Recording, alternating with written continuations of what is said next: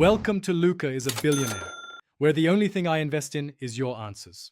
You start by opening Telegram and going straight to Settings. This is where account controls live. Once in Settings, select Privacy and Security so you can manage authentication. Make sure your phone number matches the device you intend to use. This avoids verification delays. If you have active sessions, review them now to prevent lockouts. The goal here is to prepare the account surface so the password change proceeds smoothly. Don't skip verifying the device and session list. Next, choose two-step verification because that's Telegram's password mechanism for extra security. If you already have a password, enter it when prompted. Otherwise, tap to set one. Pick a strong password, mix letters, numbers, and symbols, aim for at least 8 characters because this protects your cloud chats.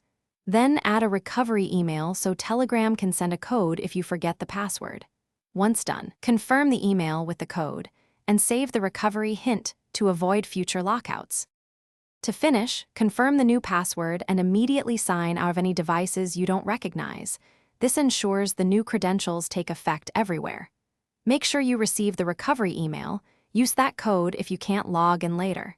If recovery fails, go to Settings and use Telegram's support options. Explain the issue and include device details. Finally, regularly update the password and enable app lock on your device to add another layer of protection. This minimizes future risks. Thanks for watching and please subscribe. It's the best investment you'll ever make.